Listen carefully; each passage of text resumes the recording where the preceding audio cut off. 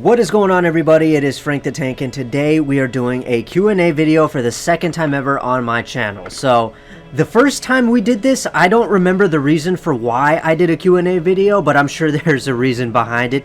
But here we are for the second time, and I can give you a reason for why we're doing a Q&A video, and that reason is I have hit 3,000 subscribers. Yes! I can't believe I actually made it that far, considering what's been going on this entire year. COVID, you know how it is. It's affected us all. Our plans were canceled. Our schedules have been changed. We have all been greatly affected by it. And I, myself, have been greatly affected. Obviously, my channel was affected by it quite a bit, obviously, because the lanes were closed. I couldn't make any videos that you guys like to see. I couldn't make any ball reviews. And, the climb to 3,000 was very, very slow and steady, not as quick as it wasn't as quick as when I hit 1,000 to 2,000, or from 0 to 1,000 either. It wasn't as quick. It was a very, very slow build to get to 3,000 because I wasn't able to upload the content that you guys love to see. But nonetheless, I made it there, and that's why I'm not sure if you guys have heard me say it already, that hitting this 3,000 mark was a very big deal to me because of that. I managed to make it without uploading what is the main foundation of my channel, and that is those bowling videos, all those ball reviews. So I was very impressed that I made it to that, and yeah, again, very big deal to me. So I really appreciate what you guys did, sticking with me. Some of you, I did lose some of you in this tough battle that we've had throughout the year, but a lot of you stuck with me. A lot of you came in and subbed to watch the videos. Oh yeah, the developers of the Bowling by Jason Belmonte game caught on to what I was doing, taking my ball reviews to their game, and they were willing to help me out. So some good came out of it, but overall, seriously, it was okay. It wasn't great, but it was okay. So yeah, again, thank you guys for that 3,000. I really appreciate it, and I hope that we can keep this build going, especially because the lanes are open now and we can get back to reviewing bowling balls again. So anyway, before we get to the questions, I know you may be wondering, what in the heck is this background? Well, I'll have you know, if any of you have been around for a while, watched all my videos, especially the Bowling by Jason Belmonte videos, you'll probably already recognize this background already, but for those of you who are brand new to the scene, this actually happens to be the place of which I am currently employed. Yeah, that is right. I'm doing this from my workplace right now, and that is probably not a good idea because I could actually get written up for this. I may even actually get fired, but guess what? I don't care.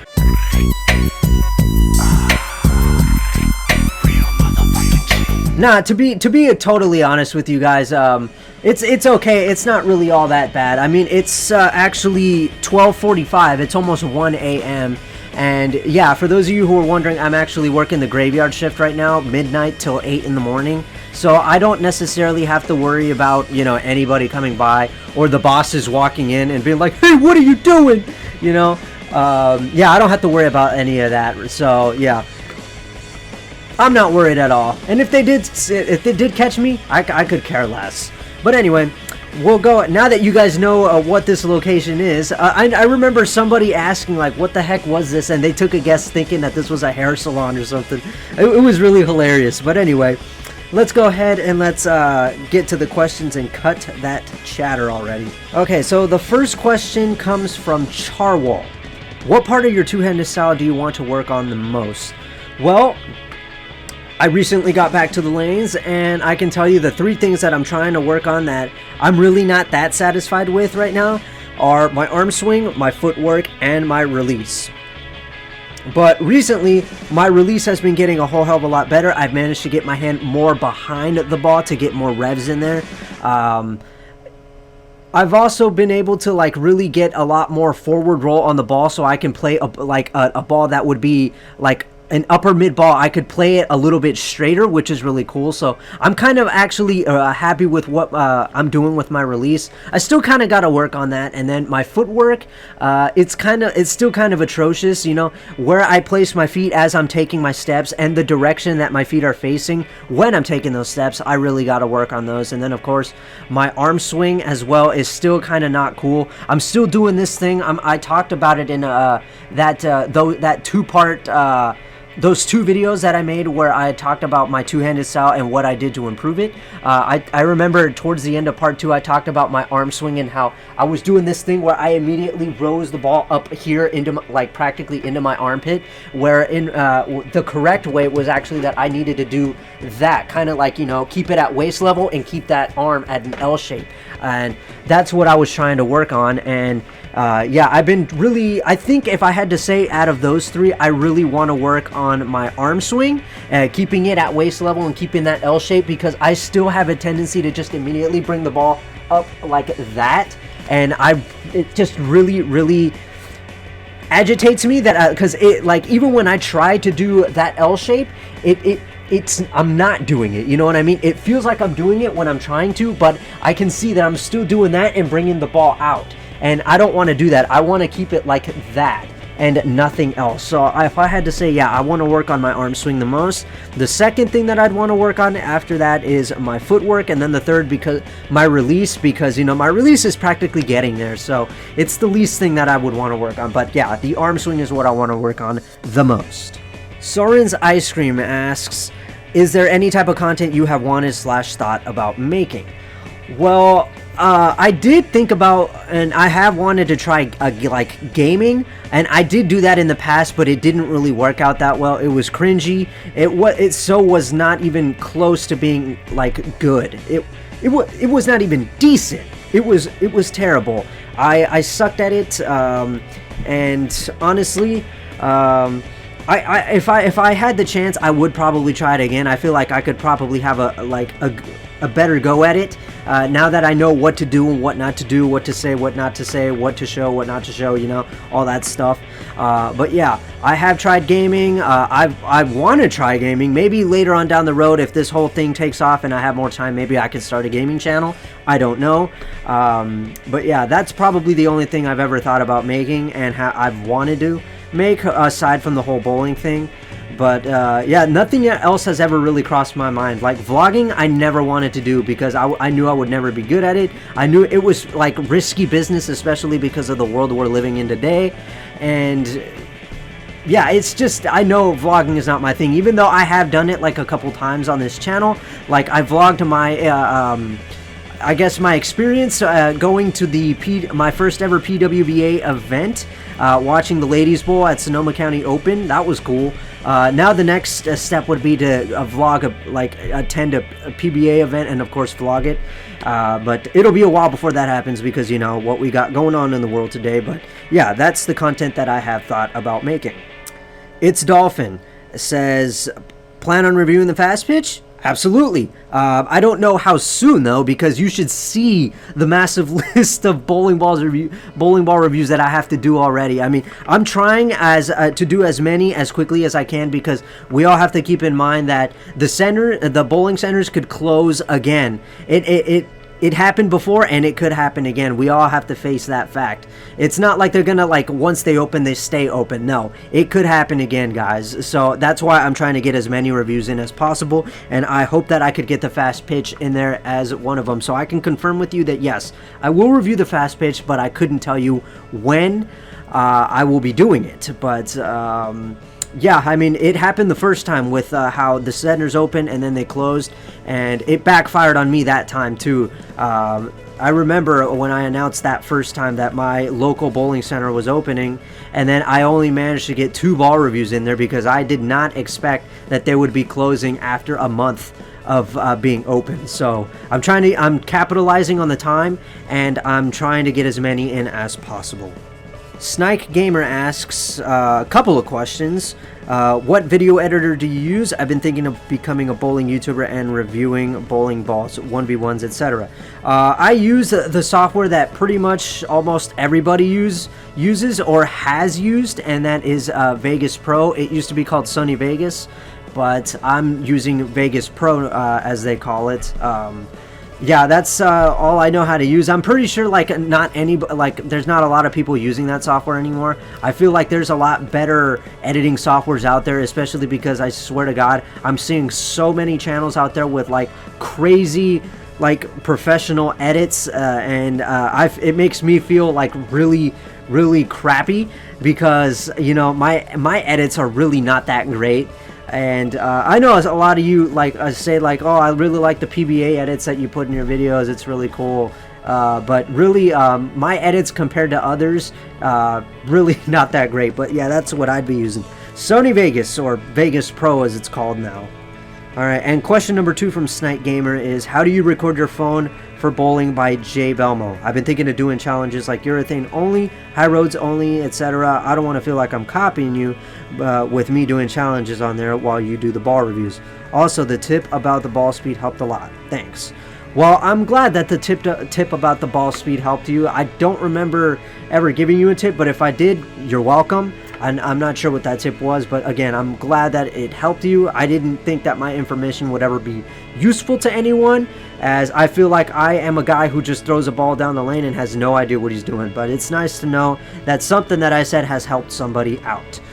Okay, so you want to know how I record my phone when I'm playing Bowling by Jason Bamonte? Here it is. This and this. So this here is your Elgato HD60.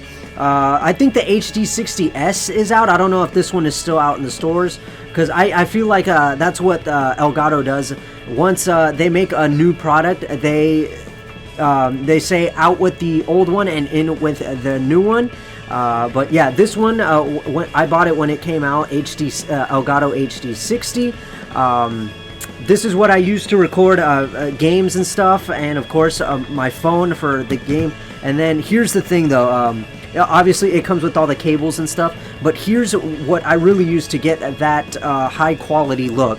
It's this thing. So this is a really weird looking contraption, but hey, it does the job. So it plugs into the phone like so, you know, the bottom, and on the bottom of it, it has I'm not sure if you can really see that. As you can see, it has another slot right there. I don't know what that's for, but I think that you can like charge your phone or something on it, which is kind of cool. And then of course that slot right there, that bigger one, is for an HDMI input. So yeah, that goes into your phone. Then then you plug in an HDMI through that end, and then you plug the other end of the HDMI into this end, and then of course you got to have this cable that goes into the computer, and voila, there you go. That's how you get the screen for your phone, and that's how I recorded. I'm sure there's probably other methods for people to record their iPhone screen. I don't know about them. This was the only way that I know of. But yeah, this is how I do it. So if any of you were ever wondering how I record my screen when I'm playing Bowling by J Belmo, here it is. So I will say you will have to pay quite the price if you want to get one of these. And then this thing I think is only like 20 bucks or something. But yeah, if you really want to make that happen, this is how you do it. Okay, the next question is from Thundercat. What type of music do you listen to? I listen to a variety of music. I don't just have that one specific genre or category or whatever of music. Yeah, I have a mixture of everything. Rock music, rap. I'll tell you what I won't listen to: country music, that techno crap, dubstep. I won't listen to any of that. Yeah, there are plenty others that I can't think of them right now. But yeah. Rock, rap, hip-hop, R&B, all that stuff. I have most of that in my phone. But here's the thing. Most of the music that is in my phone is from the 70s, 80s, 90s, and early 2000s. And I refuse to go beyond the year of 2007, because 2008 and onwards for me was when the music died. It became total trash. So I mean, don't get me wrong, I do have a couple of songs that that were made in the past 10 years in my phone. I have an exception for some of the songs that have been made this past couple of years. They're quite good, but the majority of my music is from the 70s, 80s, 90s, and early 2000s, because that for me was when music was truly good. And you can even ask like a lot of my friends who have gone on taken a ride in my car. When I put the music on from my phone, it's mostly stuff from those years, because that for me was when music was like golden. And you know, all the music from 2008 all the way up to now is just pure trash, and I won't listen to it. So I listen to all those types of music, but it has to be from those years and not from anything recent, because it so does not even match with what all this stuff from the 70s, 80s, the 90s, early 2000s. That's where it truly was for me. And I don't know about you guys, and I feel like I'm gonna get grilled for saying that the music of today is absolute trash, but I don't care, because that's where I stand with it. So that's the kind of music that I listen to. Finnyrec asks, ever considered custom painting your bowling shoes? I'm way ahead of you on that, actually. I have actually, the pair of Dexters that you guys see me wearing in my bowling videos now, I actually took I actually bought these special markers that were recommended to me by a friend. He told me about these markers that actually help, the color really stands out on the shoe. And I remember he like tagged me in a post on Instagram of his shoes, and he did the most amazing job coloring his shoes. And I asked him, what did you use to color your shoes? And there were these special markers. I can't remember the name of them, but yeah, he told me where I could get them. I bought them, and then I colored in my shoes, certain parts of the shoes green, because like you guys, for those of you who don't know, my favorite color is green. Some of you may already know that. And then I colored other parts of the shoes black to make the shoe look like black and green like I like it. And I remember before, when I first bought the shoe, the shoes were black and gray, and then I took this green permanent marker and tried coloring parts of the shoe green, and it really wasn't that great. And then that's when this guy told me about those markers, and it's way better. So yeah, and actually this friend who recommended me those markers, he actually was nice enough to he offered to custom paint my own pair of bowling shoes, much like Jay Belmo got that one guy to customize his own pair of shoes. So that's really cool. I actually do have a custom pair of bowling shoes coming to me real soon. I don't know when they'll be here, but I'm very excited to see what they look like. One thing that's for sure is I have no idea what they look like, actually, because I requested that this friend do not show me a single photo or anything of what these shoes are going to look like. I want it to be a surprise. So once those shoes come in, you could bet that I'm going to do maybe an unboxing video or a reaction to see what they look like, because I've been waiting this entire year for those shoes.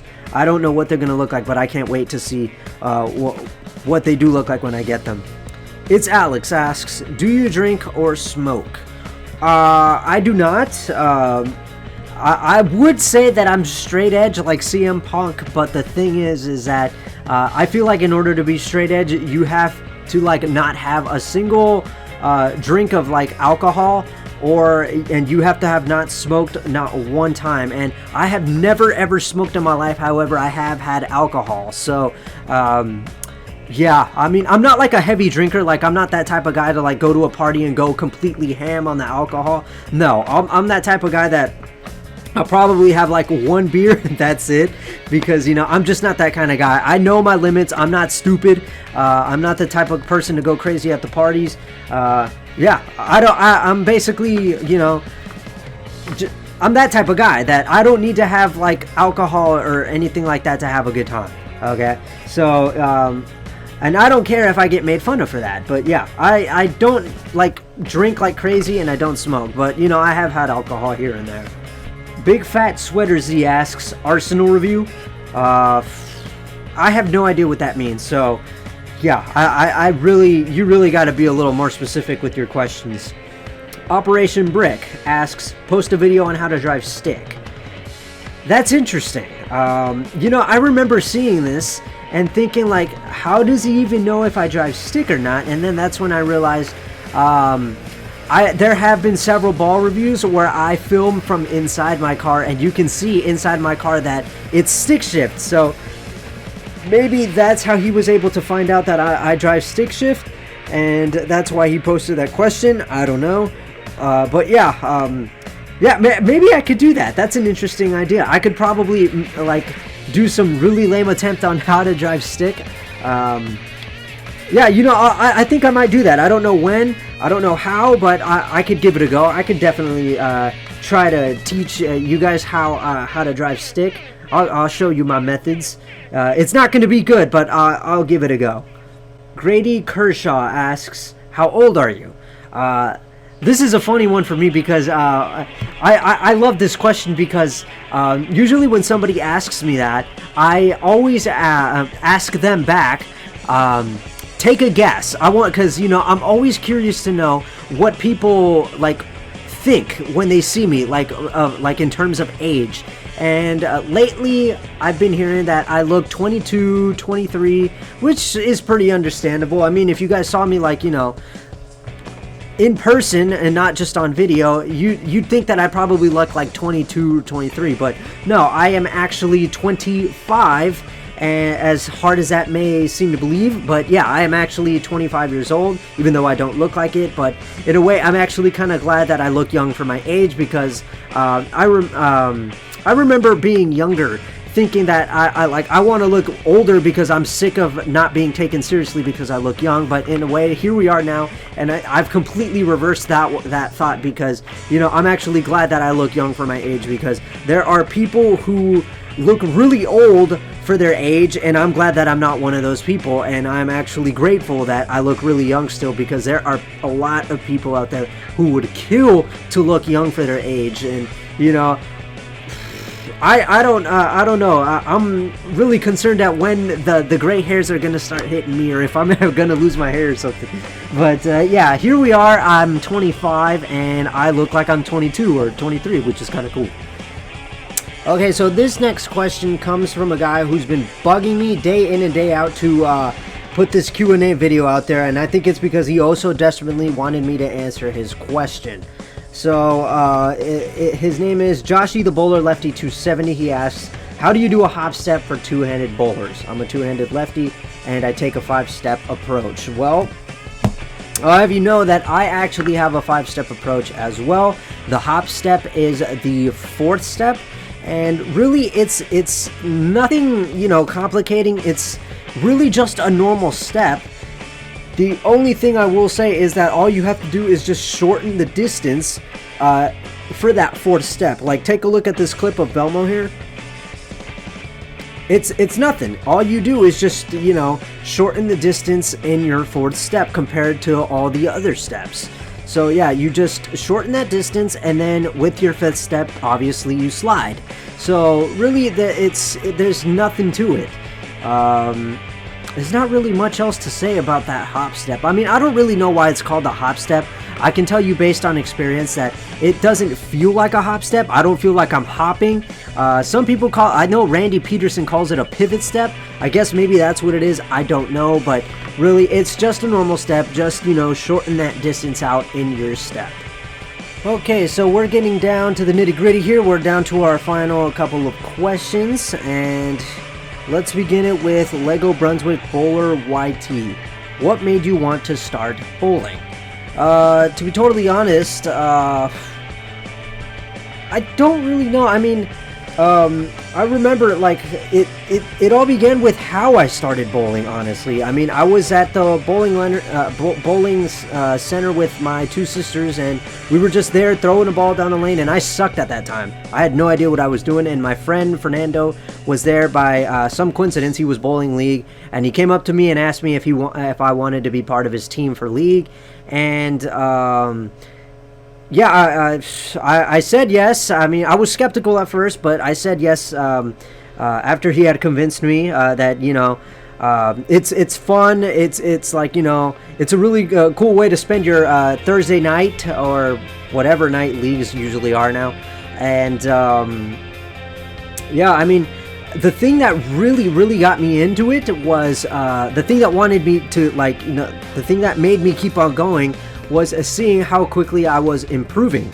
And then, of course, the whole YouTube thing, that's what really got me taking it a lot more seriously than I was. But, you know, if I had to say that, what made me want to start bowling, I don't know. Like, that for me, I feel like there's got to be something behind it. I mean, I feel like I don't know what it is. I mean, all I can tell you is that my friend Fernando got me into it, and I saw how quickly I was improving, and I wanted to, because you see, the thing for me was that I was never really good at anything, and if I was good at something, I didn't like it, you know. And for, you know, bowling, I liked it. I started getting addicted to it. Like, I never got tired of it. No matter how much I threw a ball down the lane, I never got tired of it. It was so much fun. And then I was getting good at it. So, you know what they say, if you're gonna do something, like, you know, you have to love it and you have to be good at it. It can't be like one of the two. It has to be both of them. And bowling, I love it and I'm good at it. So I think maybe that's what made me want to start bowling. Lovely Claudia asks, if you could bowl with any celebrity, whether they have talent or not, dead or alive, who would it be? That is kind of a tough one. Well, actually, not that tough. I have one person in mind. You guys probably can already guess who it is.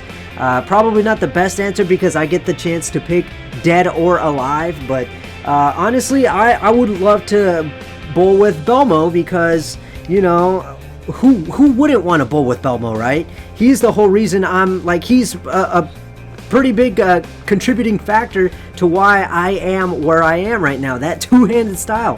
Had he never been alive, would he have? Would this two-handed style be what it is today? I don't know. Would it even would have somebody else have come along to, you know, create this two-handed style? I don't know, but yeah, I would have loved to bowl with Belmo because he's the guy I look up to in the bowling world, and to be totally honest, I would want to bowl a game with him before he starts to lose his whatever it is that's making him so good, because, you know, eventually it will get to a point where he can't, you know, he's gonna lose whatever, you know, that momentum that he has, that thing, that whatever it is that's making him win titles left and right.